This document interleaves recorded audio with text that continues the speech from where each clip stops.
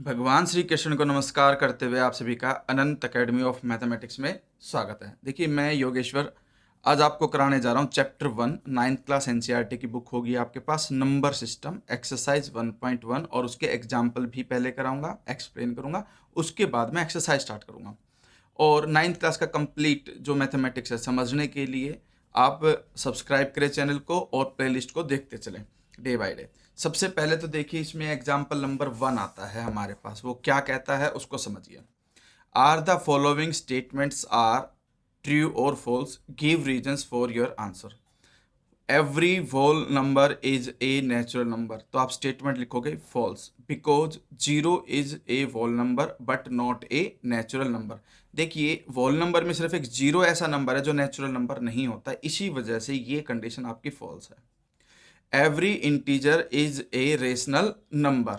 देखिए, जितने भी इंटीजर्स हैं हम उसको पी अपॉन क्यू की फॉर्म में लिख सकते हैं, तो ये ट्रू होगा। इसके लिए स्टेटमेंट आप ये लिख देना, true because every integer m can be expressed in the form of m upon 1। मान लो ये 3 है तो 3 अपॉन 1 लिख सकते हैं, ये 2 है तो 2 अपॉन 1 लिख सकते हैं, and so it is a rational number.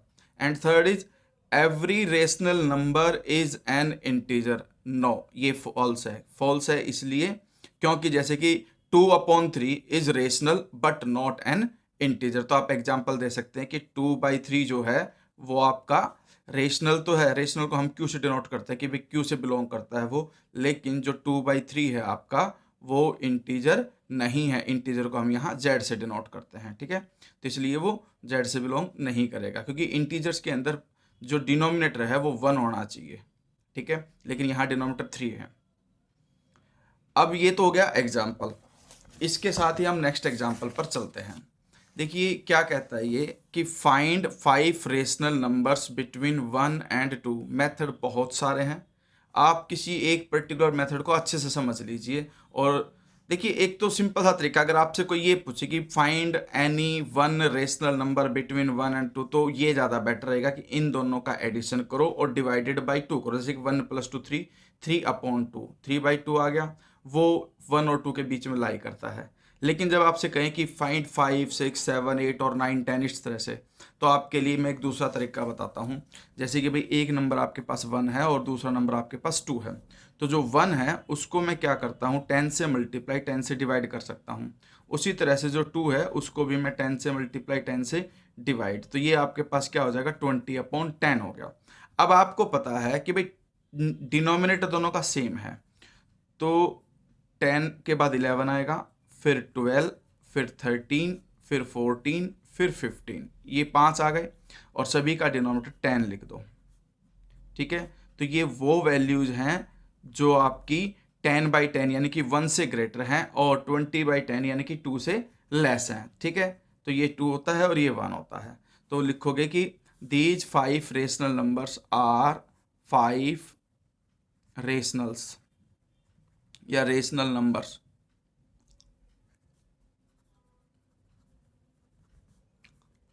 Lies between 1 and 2, ठीक है।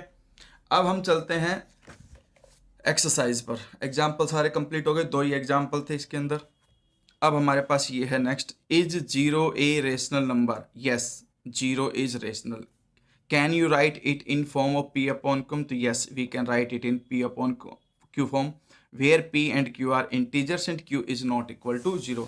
देखिए, हमारे पास जो क्वेश्चन नंबर 1 है एक्सरसाइज 1.1 का, तो आप लिखोगे कि yes, zero is a rational number because 0 can be written in form of p upon q where q is not equal to 0. For example, 0 को हम 0/1 लिख सकते हैं और 0/2 और 0/3 एट्सेट्रा, ठीक है। 0 के अपॉन में हम कुछ भी लिख सकते थे, ये पी अपॉन क्यू की फॉर्म में लिखा गया। अब हमारे पास आता है वही कि find 6 rational numbers between 3 and 4। अब देखिए 3 एंड 4 के बीच में हमें लाई करना है, तो क्वेश्चन नंबर आपके पास सेकंड आ गया। एक नंबर है 3, उसको मैं 10 से मल्टीप्लाई 10 से डिवाइड कर सकता हूँ, तो ये आ जाएगा 30/10, क्योंकि सेम चीज़ से मल्टीप्लाई डिवाइड करने मतलब एक प्रकार से 1 से मल्टीप्लाई करना, और 1 से मल्टीप्लाई करने पर उसमें कोई चेंज नहीं आता। दूसरा नंबर है आपके पास 4, उसको भी मैं 10 से मल्टीप्लाई और 10 से डिवाइड कर देता हूँ, तो वो आ जाएगा 40/10। इन्होंने आपसे पूछा है 6, ठीक है, तो आपसे 5 पूछे, 6 पूछे, 7 पूछे, कुछ भी पूछे, अगर वो 10 से लेस वैल्यू है तो आप 10 से ही मल्टीप्लाई डिवाइड करेंगे। 10 से ग्रेटर है तो आप 20 से मल्टीप्लाई डिवाइड कर लो, ठीक है। तो हमें कुछ ऐसा नंबर रखना है कि उनके बीच में वो इजीली नंबर आ सके। तो हमारे पास अब क्या लिखोगे कि भाई 6 रेशनल्स नंबर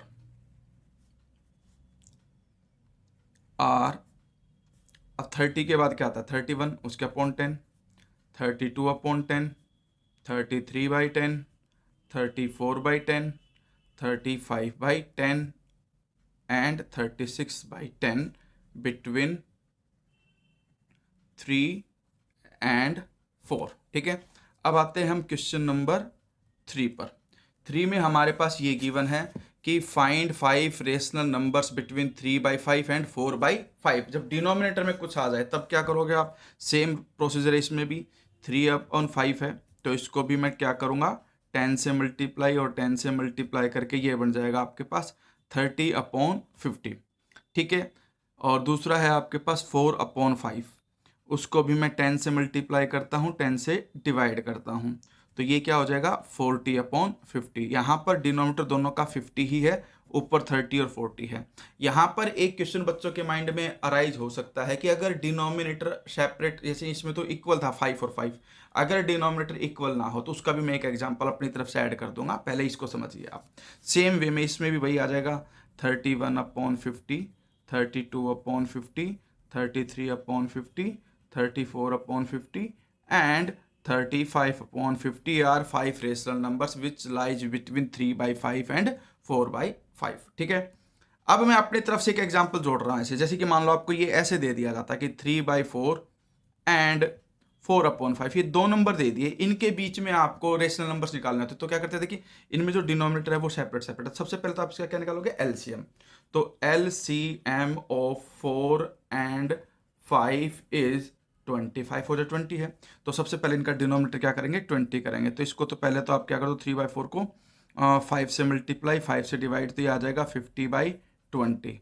फिर उसको नेक्स्ट स्टेप में फिर 10 से मल्टीप्लाई, 10 से डिवाइड कर दो, तो ये बन जाएगा 150/200, ठीक है। सेम वे में जो आपका 4/5 है उसका डिनोमिनेटर पहले 20 करिए, तो 5 से मल्टीप्लाई, सॉरी 4 से मल्टीप्लाई करोगे और 4 से डिवाइड करोगे, तो ये आ जाएगा 16/20। दोनों का डिनोमिनेटर 20 आ चुका, यहाँ से ये भी 20 हो गया, ये भी 20। अब इसको भी नेक्स्ट स्टेप में 10 से मल्टीप्लाई, 10 से डिवाइड कर दो, तो 160/200। अब 150 और 160 के बीच में इजीली आप फाइंड आउट कर सकते हो 5, ठीक है। 151/200 एक, फिर ये 152/200, 153/200, 154/200 and 155/200 are 5 rational numbers which lies between 3/4 and 4/5। ये स्टेटमेंट लास्ट में लिख देना। अब हमारे पास लास्ट क्वेश्चन आता है एक्सरसाइज 1.1 का 4। State whether the following statements are true और false, give reasons for your answer. Every natural number is a whole number, yes it is true, ठीक है, क्योंकि जितने भी नेचुरल नंबर है 1 2 3 4 5 वो सब होल नंबर में आते हैं, क्योंकि होल नंबर 0 से स्टार्ट होते हैं, 0 1 2 3, और नेचुरल नंबर 1 से स्टार्ट होते हैं, ठीक है। Every integer is a whole number, तो ये फॉल्स है। क्यों फॉल्स है, क्योंकि इंटीजर में नेगेटिव भी आते हैं, होल नंबर में आपके पास नेगेटिव नंबर नहीं आते, तो आप लिख देना कि -3 is integer but not a whole number. फिर every rational number is a whole number, ये भी आपका फॉल्स है, क्योंकि रेशनल हो गया आपके पास मान लो 1/2, but 1/2 is not a whole number, ठीक है। तो इस तरह से आपकी एक्सरसाइज 1.1 होगी, इसको समझना, करना अच्छे से, और कुछ एक्स्ट्रा क्वेश्चन अपनी तरफ से प्रैक्टिस करना। अगर आपको कोई भी डाउट आता है तो आप कमेंट कर सकते हैं, चैनल को सब्सक्राइब करके शेयर जरूर करें, और इसी एक्सरसाइज को दोबारा से एक बार समझ आपने ली है, खुद से सोल्व जरूर करें, क्योंकि जब तक आप सेल्फ प्रैक्टिस नहीं करेंगे आप समझ नहीं पाएंगे। और मैथमेटिकल से रिलेटेड किसी भी प्रॉब्लम्स के लिए मैं आपके साथ हूँ, आप कोई भी क्वेश्चन डाउट हो कमेंट में डाल सकते हैं, या फिर मैं डिस्क्रिप्शन में अपना ईमेल एड्रेस डाल दूंगा, वहाँ पर आप क्वेश्चंस की फ़ोटो या PDF सेंड कर सकते हो जो आपके डाउट्स हैं 9th क्लास से रिलेटेड। धन्यवाद।